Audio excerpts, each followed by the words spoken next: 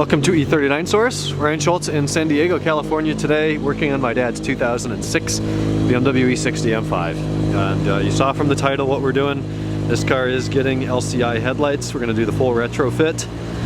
His car's at 9 of 05 production. It's the first month. It's actually the 34th or the 36th car off the assembly line. So it's pretty early, and we're going to retrofit the LCI life cycle impulse headlights and taillights today. So these just arrived from ECS. It's kind of a big job, but I'm pretty sure we can handle it. We're going to be referencing this original BMW documentation, which I will make available via PDF below. And we're kind of going to do a video going along with that and let you know how accurate that is and if there's any additional tips and tricks to that. I will include a full list of the parts required in the description below this video, noting that your car may or may not have the same ones. This is an M5 with the, I think it's S522 Bi-Xenon and S524 adaptive headlights kit. So it actually uses a different part number for the headlight. They are Bi-Xenon lights. Note that it still has a halogen high beam there for flash to pass, but you have Bi-Xenon motors in the low beams to use those as high beams as well. So that's the original 2004 to 2006 light. The facelift happened, I believe it was March 24th, 2007. So we're going to fully update this car today and probably into tomorrow to the LCI spec. A brief overview of parts. We'll need a right headlight, a left headlight, right tail light, and a left tail light. A light control module. If your car is after June of 06, I'll put an asterisk down below in the description and let you know if I'm right with that. I don't remember exactly, but I know on this car we do have to change and then reprogram the light control module. If your car is a later one but still has the pre-facelift lights, you may be able to keep your light control module, which will save you a couple $100, but you're still going to have to program it. And then the lighting retrofit kit, thank God BMW makes something like that, is in that bag right there. We're going to start with the PDF here. I have anything that has strike through and is yellowed out is just because that's for the E61. We're not doing an E61 today. I can provide the PDF without that yellowed out so you can see more of the information. I just got rid of it so we don't have to look at it. I've already read through all this. You guys should as well before we move on. Those are those option codes right there. This car has both SA522 Bi-Xenon and SA524 AHL. That's adaptive headlights. We get over here to a table of contents, tells a little bit more about this PDF.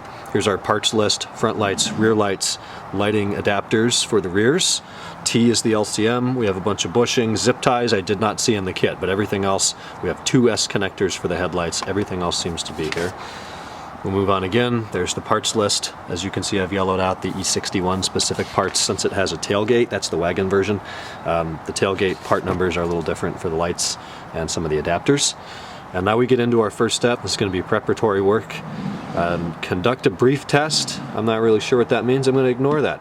Let's disconnect the negative pole on the battery first. To do that, we open the trunk, we lift up the carpeting, and we use a 10mm crescent wrench or socket to loosen the nut here on the negative pole, lift this whole thing up off the battery and out of the way, and then we're going to need to put something non-conductive in between the negative pole on the battery and the wire so they don't accidentally become connected at some point during this DIY. We have found success in using that, so we will do that. You can now carefully lower your carpeting. Do not close your trunk. If you close your trunk, you will not be able to open your trunk because the battery is disconnected. Unlike the E39, there is no key to open the trunk. If you do happen to find yourself in that predicament, you'll need to come to the back seat.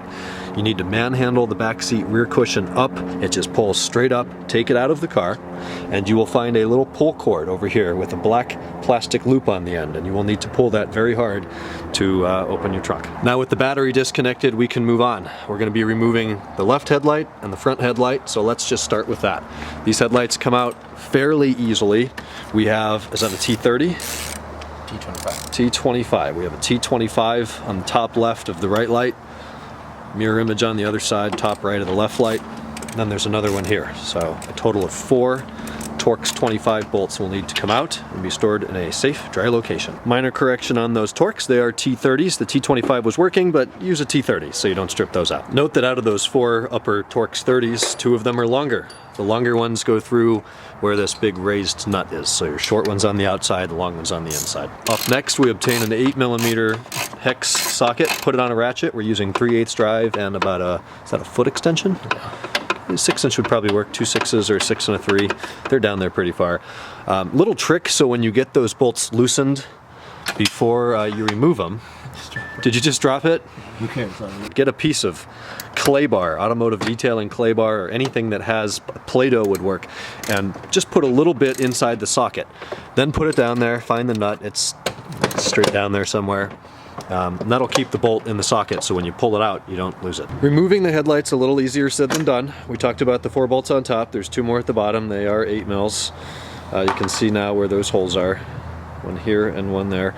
Have to use some extensions, get down there, be creative, try not to drop the socket like we did. It landed down on the belly pan, so we got to use a magnet to pull that out. It is easier to remove the light if you take off the little bulb access cover on the back, this thing right here. You can do that when the light's in the car. You just twist counterclockwise about a 1/8 or 1/4 turn and then pull it right off. Gives you a little bit more room when you're trying to wiggle it out. And then really it's just, I can't even explain it. You have to do it a couple times to kind of know how it comes out. But you want to watch this point here that you don't scratch your paint, this whole lip around the bumper, and then up in here as well. So you kind of just have to try everything until you get it out. So we're doing the same thing over here, the 2 8mm, the cap, and then we'll wrestle it out. I'll try to film this side. So we'll disconnect the light once we get it kind of out and free. We can't reach the connector like that. 4 bolts are out of the way, the cap is off, exposing the bulbs and wiring in there. And then it kind of helps if you get it loose over here first. You see that peg that sticks out. You break that free, and then it kind of pivots up and out. Now there's 2 connectors on these pre-facelift lights. The one at the bottom is a 4-pin. I believe that's the leveling information. So there's a tab on the side, typical BMW connector. You kind of release the tab and then pull straight out, like so. And then this one right here has an arm that slides to the side, and then it wiggles out as well. Make sure you get that arm all the way over, and then it should just come off. You can kind of get an idea what a tremendous upgrade this is going to be, not only in light condition, but in the quality of these lights. Look at the side markers in there, nice clear crisp pieces of glass versus the old plastic. Sharper eyebrows. Halo's actually a little bit more detached in the newer one. Now if you order these lights new, as we did, they actually come with the brackets down there. I don't know if the brackets changed or not, but we have new ones, so we're just going to go ahead and remove the old ones. So the bracket is this part in here with the 2 acceptors where the lower 8mm screws went. To remove the brackets, it looks like another Torx 30. There's one here, there's another one there. They're hiding down in the shadows. But we're going to need to get a Torx 30 in there and loosen that up. The setup that works best for removing the bracket is just a 3/8 inch drive T30 socket on the end of a 3/8 drive ratchet. I will briefly note that the bracket over here had a little clip on the side for one of these wiring harnesses. This one right here, it was clipped in the bracket right there. The other side does not have that. The PDF here wants us to go ahead and go inside and start removing trim panels and clips and get the LCM out of there and change the LCM and then remove the taillights. I'm going to do this a little bit differently. We're going to focus on the headlights right now. So we're going to skip all of that and we're going to move down here to the bottom. We need to transfer a couple things. If you buy these headlights new, they do not come with a XENON light igniter. They do not come with a XENON control unit. They do not come with a XENON bulb. So we need to transfer all of those components from the old lights. Now for the adaptive lights, there's 3 components that we need to move. So we have the new, I think these are the passenger side, the new passenger light on the left, the old passenger light on the right. They're oriented the same way. And on the old light we see the one with the yellow sticker. That is your XENON controller ballast. So we're going to need to unscrew that. and move it over to the new light. Bolts right in. Then the adaptive headlights have this thing. I think this is the motor or the control unit that controls how they move left and right. So we're going to need to move that over. And then we're going to need to open up these access panels to get in to move the xenon bulb igniter and the xenon bulb, since the new lights don't come with that. So to open the access panel, it's very easy. You can do it with your fingers. There's two little tabs here that you depress. And when you depress those two tabs on the top of the light, it hinges open like this and then pulls out. And we'll move that over to the side so we can access. This is the wire that's going to plug into the xenon bulb igniter, and then the whole thing's just going to screw into the xenon housing right there. But firstly, we're just going to move over the xenon ballast and that adaptive light control unit, whatever the heck that thing is. So it's going to be a T20 socket. There's 3 screws on the adaptive part, and there's 4 screws on the ballast. You take the screws out, you pull those things directly up, and that's what they look like. Now's a great opportunity to take a towel and just wipe some of the dirt off of that before putting them in our new lights. Something to note on the new lights, the 4 screws that hold in the xenon ballast, only 2 of them are going to work on the new lights. I'm not sure why, but you'll see that one there is bigger than this one, and this one here is larger than that one. So they went from 4 to 2 on purpose. And then for the adaptive module, all 3 of them will go back in. A few seconds, we've got the new components bolted on the new light. So now on the old light, we popped off the cover, and we're going to go ahead and remove the igniter. It's got kind of a little springy metal tab on one side that you push in, then the connector pops right off. Then we're going to be able to just squeeze the black kind of collar around that, just like it's a regular car light bulb, and twist counterclockwise. It'll go about a 1/4 turn. Pull it straight out, taking care not to knock the xenon bulb filament against the housing. We'll orient the new light the same way and install that just as we removed it from the other light. Put it in, twist to the right, and then we're going to plug our connector back in. And the connector on this one seemingly goes backwards from the driver's light, but it just pops right on like that. We're ready to put our little covers back on. Make sure you hinge in the bottom. Rotate it over, taking care that you're not pinching any wires, and then you'll snap it in until you hear both of those tabs click back in the top. So that thing on the right there, that's the AHL, the Adaptive Headlights Actuator, that it tells us to do first thing on the next page. So that's done. This gives us a little bit of a diagram of what we're working with so far. We move on over. These things are included in that 110 kit, which I had in that bag before. We went ahead and opened it, and it comes with one of those. All of that's connected. We have a little adapter. Those are actually for the rear lights, not the headlights. So a tail light adapter left, a tail light adapter, that's the left. So tail light adapter left, tail light adapter right. Then we have a bag full of a bunch of pins, some bushings, those yellow, green, and black things I'm just going to call bushings. And then those 2 big black connectors are actually for the headlights. We're going to be repinning these. So the old lights used 2 connectors, a 4-pin and an 8-pin. The 4-pin was for leveling up and down, and the 8-pin was for everything else. This is the 8-pin. They're huge. That's the 4-pin. So the new lights have 1 connector that's a 12. They pretty much took these and merged them together, which means that we need to disassemble all of this and make a new connector for these headlights. So we're in day 2 already. Yesterday we got the lights out, we switched all those components over that you guys just watched, and then I went and set on wiring the first harness here. So we've got to cut off both of these connectors. It's a little painful to do, but go ahead and grab some wire cutters or something like that and get as close to the ends as you can and just snip the old connectors off. I tried to look into disassembling this, and I was able to pull some of them out, but there's no point. We're going to end up cutting them off either way, so save yourself the time and let's just snip those old connectors right off. When you get the connectors cut off, go ahead and strip back a little bit of the insulation. You can see how much I did there. Do that on all of the wires here. This is going to be the wiring on the right side of the vehicle. There's a separate page in that PDF that tells you how to do the left ones. Really at this point we're just putting the pins on there, so it doesn't matter, but when it comes time to plugging them in the harness or plugging them in the new black connector that'll go on the headlights, that will certainly matter. So this is going to be step number 7 for the right headlight, and again this is with our option codes SA 522 and 524.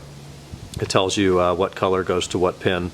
There's the last page tells you what all of this means. Since this is in German, WS is white, SW Schwarz is black, BL blue, BR brown, GE gelb yellow. So you can reference what each of those abbreviations will mean.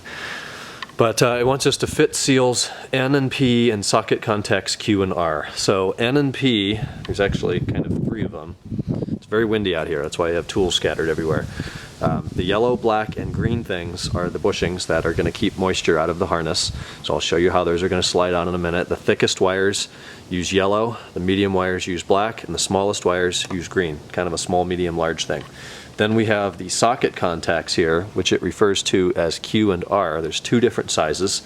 On each side we're going to be using, is it 7 or 8 of the small ones and 3 of the large ones. It's obvious which ones are the large ones. They're the thickest wires here. There's 2 thick brown grounds, and then this yellow one, the solid yellow, is a real thick one. So we'll be using the big contacts and the yellow bushing things on there to keep moisture out. Our next step is to take the colored bits and slide them on the wire. We slide them on that way, biggest yellow, medium black, smallest green. There's really not enough green ones, so you just use some black ones on the smaller wires. They fit fine, and the thick part there goes towards the rest of the insulation. Slide them down until you can just see the insulation there, leaving the copper exposed. So you kind of just lay the contact on there. You'll see exactly how it works. It's got those 2 little clips down at the bottom that hug the rubber seals that we put on there, and then you fold over things over the copper so it's got a nice tight clamp on it. You've got to be very careful. The tool that I was using for that are these very small, that's Cobalt brand, and they've kind of got ridges on the inside there, which makes it real easy to grab a hold of that. The first side, you get 2 more than you need of those little contacts. You only get 6 big ones, so don't screw up the big ones. Maybe start with the little ones so you learn how they work. You can afford to destroy 2, and I destroyed 2, but only in my first 5. The other ones I did very well. So now, the most annoying part of all of this. So we've got it pinned. You think we're ready to plug it into the connector. Well, you're wrong. For some reason, any pinning I've ever done, including the PDC on my E39 M5 to the center console, any of these little pins that you buy, they have, and I don't think that we're going to be able to see it on camera, but if you look at the end straight on, in this case it's on the bottom left side, see how it kind of hangs down lower than the rest of it?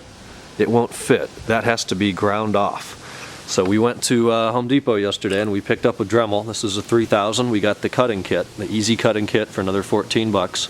I put the thin cut blade on there, rev this guy up to about 5 or 6 out of 10, and then you've got to have a very steady hand. Wear gloves, that thing will cut you, and that has to be exceedingly carefully cut off so it's a clean rectangle on the end. You can't have a little line hanging off of one end. So we have to do that on all the small ones.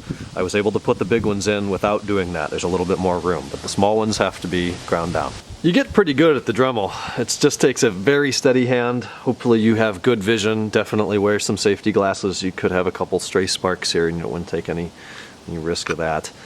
So now that we've done that on, I think there's 8 of the small wires. Again, we don't really have to mess with the big ones. Now we're ready to take, I think they referred to this as part S of that kit that ended in the 110, and follow this to tell us which wire goes where. And it's pretty easy. The big ones obviously go on those inner larger holes. You of course insert them from the back where you see the round holes, and then the part that has the little tab on it that sticks out, I apologize for the poor macro here, but the part with the tab, that's going to be your releasing mechanism should you ever need to remove it, and that's going to face up towards the top there. So then just push them in, maybe use some needle nose pliers to give them a good push from behind, and you'll hear them pop into place. So following the instructions, there's a little bit of discrepancy here. I'll explain how I go about this. I got all those little nubs cut off and we pushed them in until you hear a click. And this one looks pretty good. Some of the little weather stripping things get pulled back a little bit. They're made of a very soft malleable rubber and they don't like to be squeezed too much, so they stretch, but they are going to do their job beautifully here. So the discrepancy comes with pins 6 and 10. Pin 6 calls for WSBL, Pin 10 calls for WSBL. That is white blue. So there's two white blue wires here. You have a thick gauge wire and a thin gauge wire, although they're both using the small contacts. One of them is slightly thicker, like an 18 gauge and a 20 gauge here.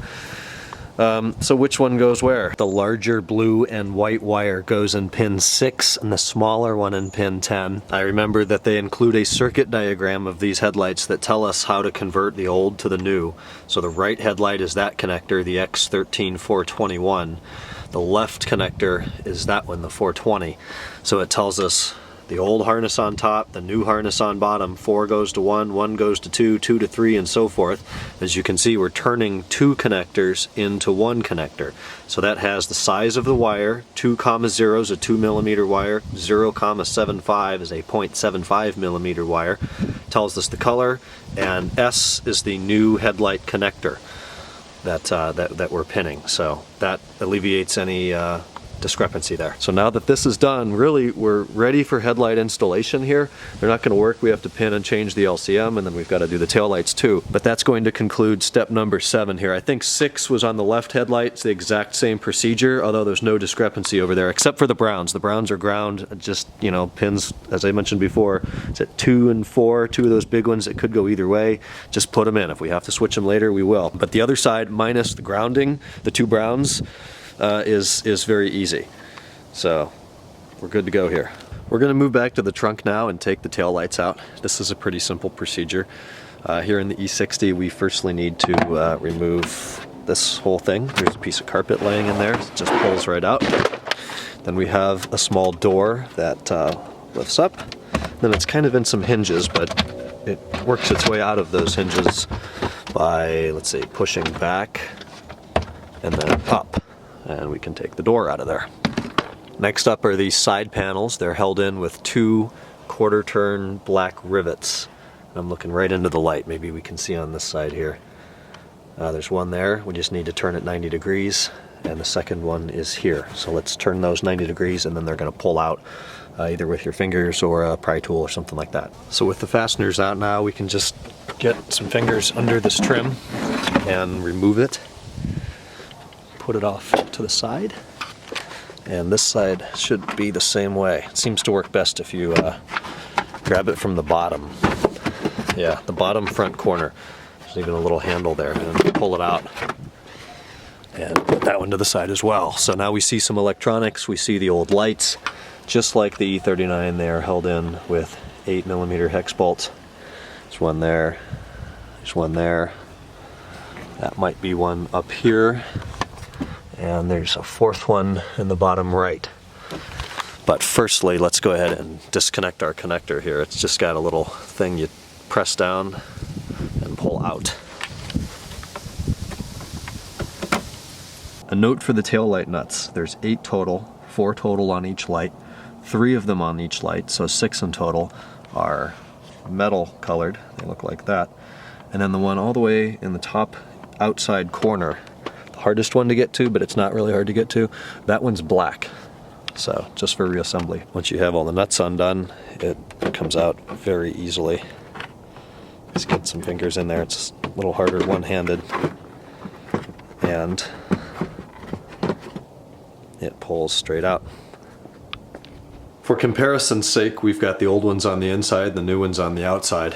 The biggest difference is in the turn signal, at least during daytime hours, but there's huge differences at night in the way these things look. Rear light installation is actually very simple, so I went ahead and did the left side so I knew what I was doing to tell you what to do on the right side. So the light bolts right in, hold it up to the hole. There's a little brown ground wire coming out of the light. It's loose. Looking on the passenger side lamp here, there's the ground wire. Actually, this one's a lot shorter, but that's okay. So make sure that that doesn't get pinched in there. Just feed it through the light hole and then insert your light. Now's actually a good time to clean this up too. There's a bunch of debris in there just from, 11 years of being used. So we'll clean that up before I put the light in. Put the light in, pegs go through the holes, put the bolts on, kind of move it around. You have a few millimeters to make sure there's not too big of a gap anywhere, and tighten it down. Don't go crazy with tightening. There's not a torque spec for this, but just really finger tight and then like a turn until it gets until you really feel it starting to pull in with the ratchet. So I just used an 8mm deep well on a quarter drive extension. That was more than enough. Then we need those adapters. So part of the adapter kit came with this thing here. There's a sticker on it. It says rear light left. So use the left one on the left and the right one on the right. One end will fit your old harness that used to plug into the tail light. Snaps right in. It's very satisfying. And the other end will adapt to the new tail light. Additionally, on these harnesses are long leads of wire. These are going to run up to the light module, the light control module. The right side is black-white, the left side is red-white. So just let those hang for now, make sure they don't get pinched anywhere. So I'm going to clean this up, install the light, and then the ground wire goes into the grounding block, which is right below the tail light. It's very convenient. It's kind of hard to put in there. On this side I just took it out. There's a 10mm nut holding the grounding block on the body. Take that nut off, then you hold the whole thing in your hand and it just slides right down into any of the open areas. And there's 2 open spots on the driver's side and there were like 3 or 4 on the passenger side. So it's just going to press down in there until it looks like the other ones and clicks into place. So we undid the grounding block on this side too so you can get a better look at it, but that's exactly what we did. And this wire is the same length. It was just stuck up in the included taillight gasket on the new rear light. I had to use needle nose to press it down in there again, but you see it fits and looks exactly like the other ones in the block. Smaller gauge wire, but it's probably grounding some very stupid thing. So that is done. We can slide that back on the post and tighten the 10mm nut back down on there. Okay, with the tail lights in, we're ready to run these leads up to the LCM. Now, it gets a little complicated here based on your production date. When you open the door, if you look right here, you'll see the VIN number and the production date. As I mentioned earlier in this video, this is a 9 of 05 car, September 05. It's built very, very early in E60 M5 production. That means we need to change our light control module. The cutoff date is in this PDF and I'll find it now to avoid the comments. There it is. Car is built before 9 of 2006, so we're a year ahead of that date. So we need to change our light module T to a newer one. And we also need to disassemble the X12 connector, which is the one that plugs into the LCM, and reconnect the cables as follows. So we need to move pin 25 to 63 and 40 to 11 before any of this stuff is going to be remotely close to working. So to get at the LCM, it's a lot of fun. I took it out the other day to learn how to do it. And we've got to disassemble a lot of stuff down here. So it's actually going to start with this piece of carpet trim. If your car's full leather, I don't know if that turns to leather or not. But I kind of forget how I wrestled with that, so let me remember how to get that off. That took 3 seconds, so the whole thing slides back towards the rear seat about 1 inch. You'll see that there are a couple of those tabs there that once you slide it back, they no longer hold it in. It's kind of difficult to get some fingers in there. I found it easier just to come up from here, grab it, and slide back. So doing that reveals a Phillips head screw here. We need to remove that screw. We need to remove that Phillips head screw. And then up here, there's another one, 3, number 4, number 5. And I think that is it. Let me get those out and we'll see what happens. Don't lose your screws, put them in a safe, dry location. Then pull down here. These things are just held in there with some clips. Put your hand in the middle, a couple of pounds, and it pops downwards. So make sure all of those screws are released and we can kind of just work this thing out. That worked well. Pull here, then it drops. And we have one electrical connection that we don't want to damage, and that goes into what I'm going to call a gong speaker. It's probably for PDC or something like that. And these things are just easiest if you grab the wire and pull up. Now that's disconnected. Make that 2 electrical connections. There's a light right there. And we'll pull that one out. And we can remove this whole panel from the vehicle. Now to get to the actual light control module. That is up here. It's much more easily accessible than that in the E39. And it's what we're looking at in the center of the screen with the white connector. So this one, thankfully, does not have any screws on it. There's a tab up in here that I'm covering. I'm sorry for the camera work. Right there, where the shadow is covering it, there's a tab that you need to pull back towards the trunk. And then it comes down like that. It's just held in there just like that, no screws or anything. So the light control module in this car is smaller, slightly easier to get to. So we need to disconnect it. It's one of these typical BMW connectors like the navigation. We press here and then we slide down and remove. And here's the old light module. And for any reference, this is the one that needs to be replaced, which is the 539 part number by Lear. And I have no reason to assume that this one is not original to this vehicle, and I don't see a build stamp on it, but yeah, that one's done. So we saw that we have to move 2 pins and add 2 pins. Now I haven't run the new ones up from the taillights yet, but let's start with moving the ones that need to be moved. To do that, we have to disassemble this connector. This is called the X12, I believe, and it is held in here with 2 tabs. There's one right here, there's another one opposite that one. And we need a really small flat blade screwdriver to kind of pry the white plastic out on both sides, and then this whole white thing's going to slide right off.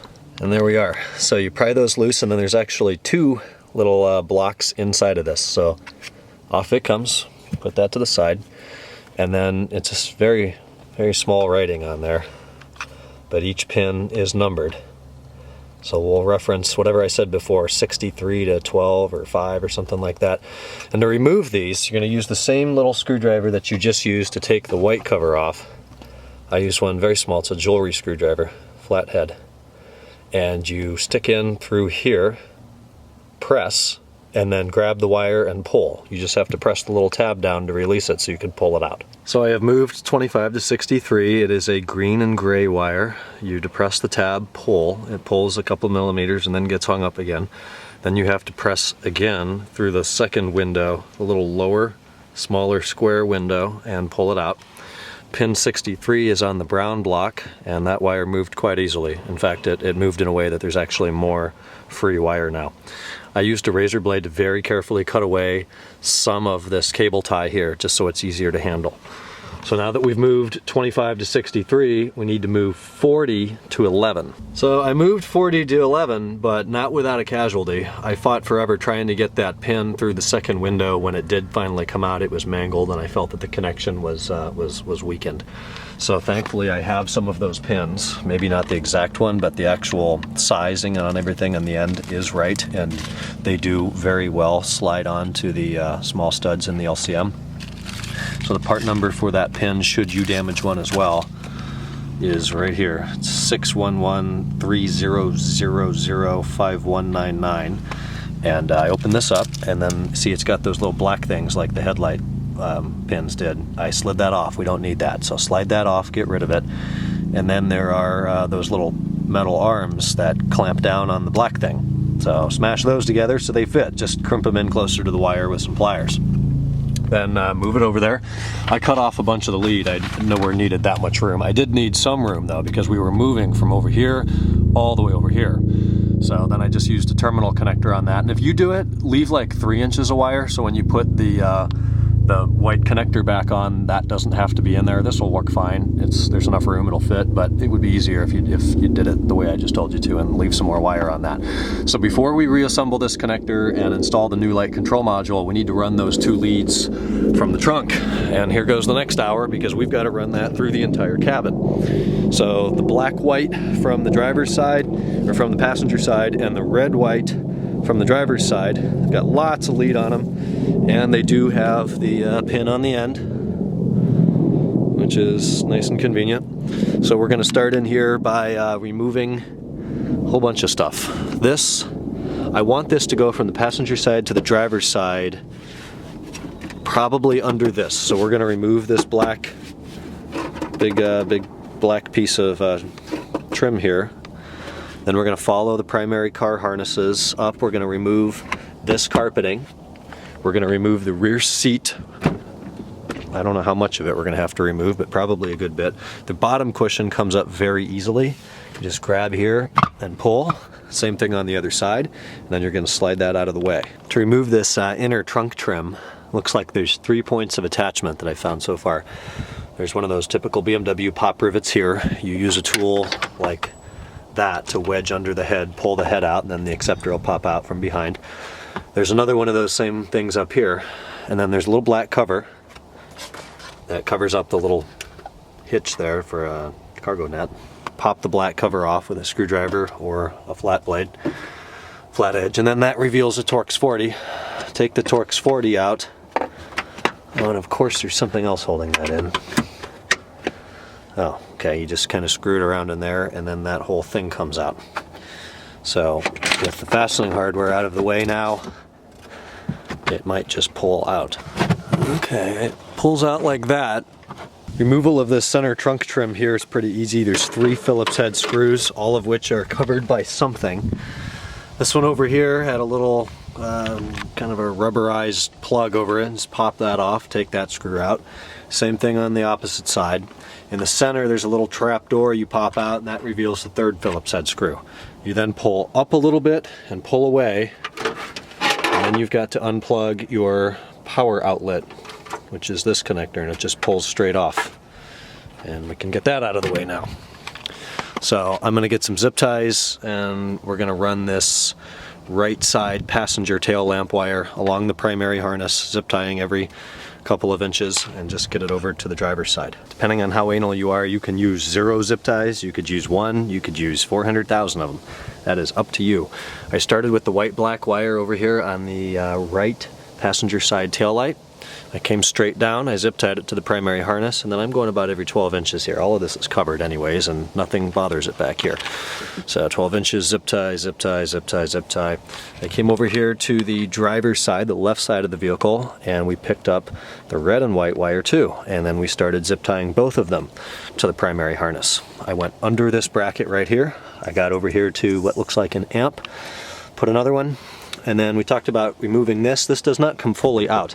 This M5 does not have rear split folding seats. I don't think a whole lot of them do.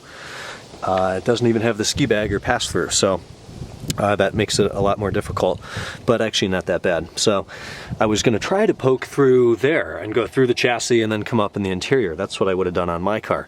This car is my father's car, and he didn't feel like removing the entire back seat. In fact, I'm not even sure how it comes out. I don't see any exposed bolts, and pulling on it doesn't do much. So, oh, and unlike the E39, this is part of the seat. I can't just take this piece out.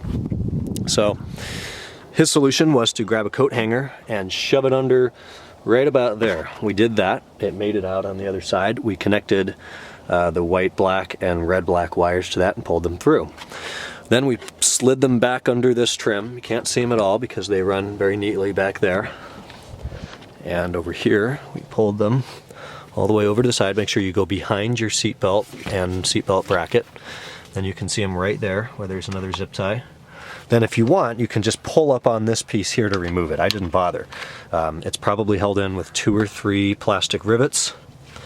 And then there may be a screw here that it would pivot on, so don't break that screw off. What I did was just under here, pull it tight. So right now it's run right about here. Then we briefly plugged in the battery and we rolled the front seat all the way up.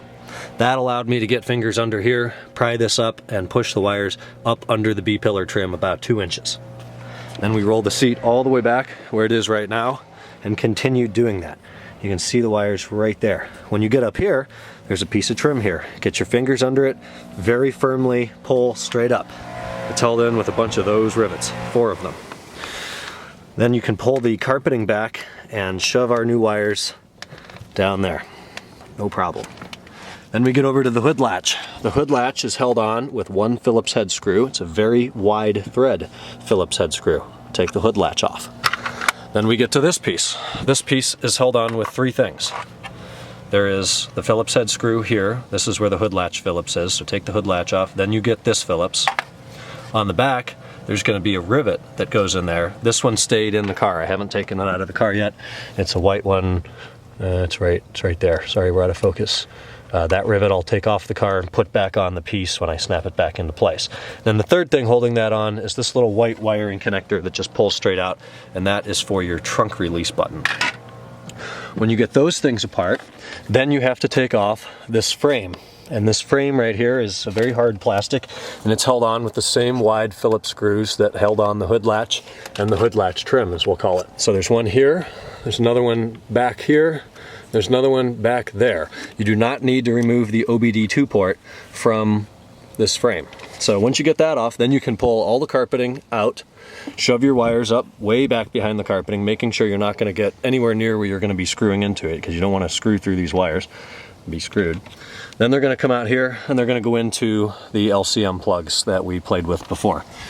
So specifically, we're going to take the WSRT, that's white-red, and plug it into pin 62. Pops right in, it's real easy.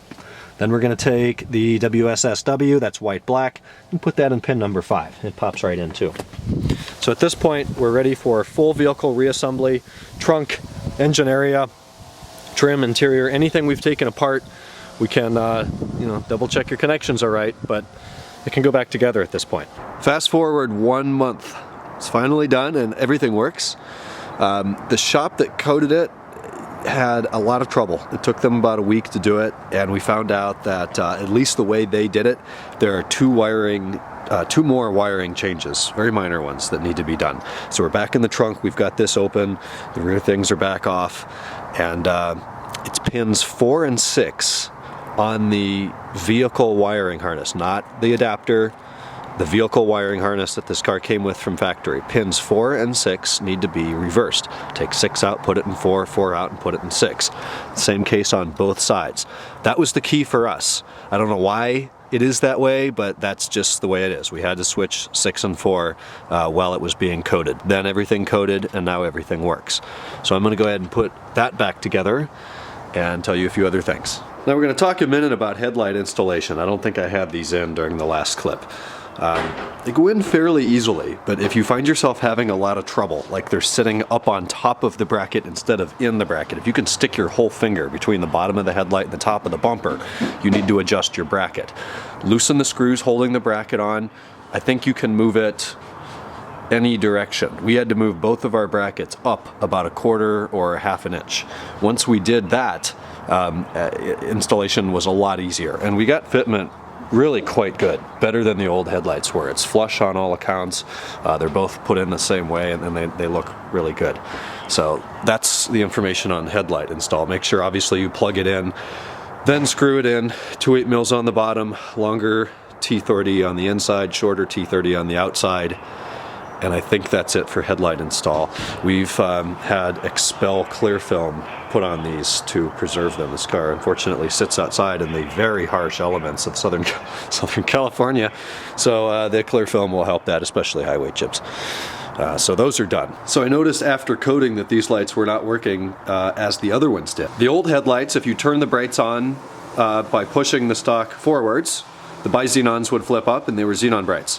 If you're on the highway passing some Prius and you're using the lights to give them a show and you pull the stock towards you, flash to pass, those were the inner lights, those were halogens.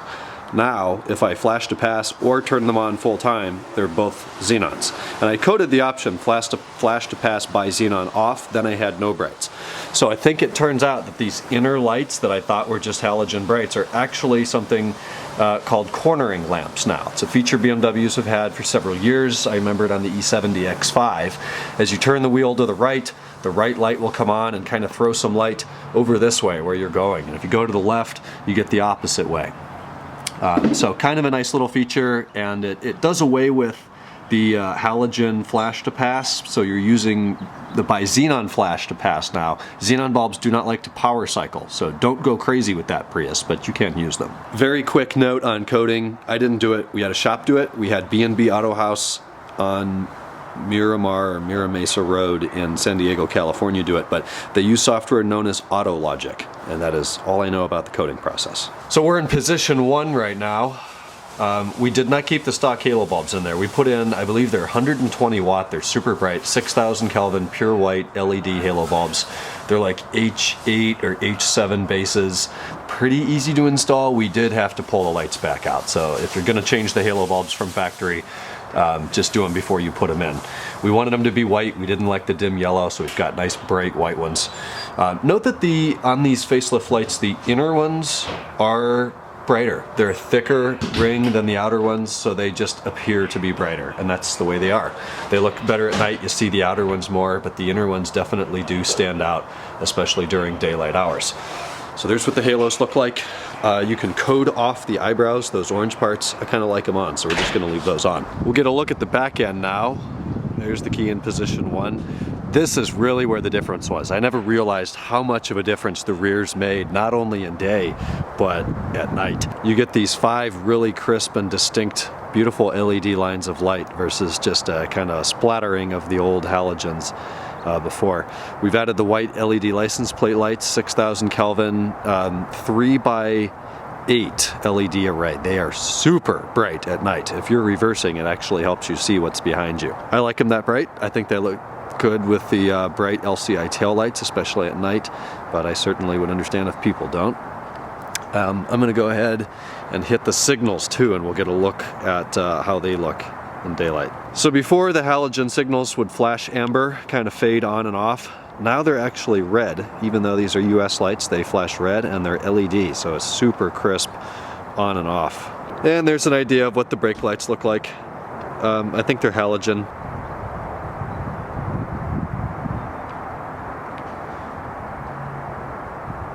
Looks really sharp. And then we didn't change this. There was no life cycle impulse for the fender light. I think that's already kind of an LED. And then for some reason the front ones are still halogen.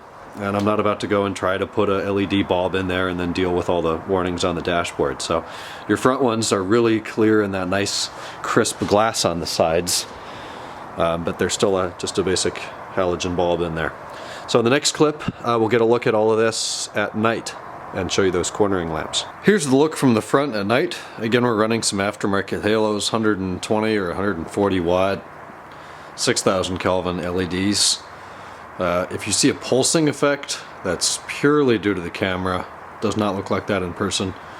They really look fantastic at night though. From the back, you see super, super bright LED license plate lights. Try to get past that. We'll look at the tail lights and that beautiful crisp LED lines. Really, really sharp looking. You can always tell an LCI from a mile back at night. There's the reverse lights, and there were the brake lights.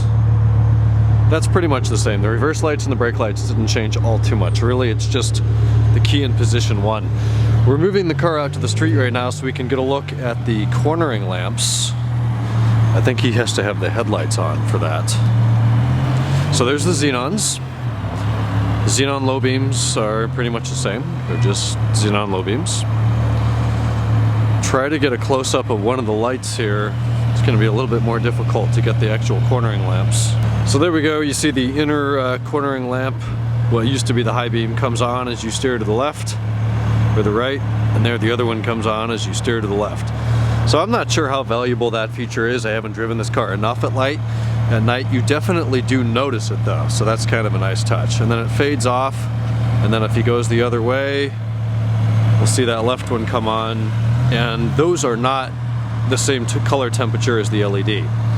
So if you switch, there you see the whole light assemblies move, and then you get that cornering lamp, which is further over towards the direction you're turning. So that's definitely an improvement on the LCI lights. And they certainly look sharp at night. These aren't even completely clean. This car was just on the highway for 50 miles and they still look that nice.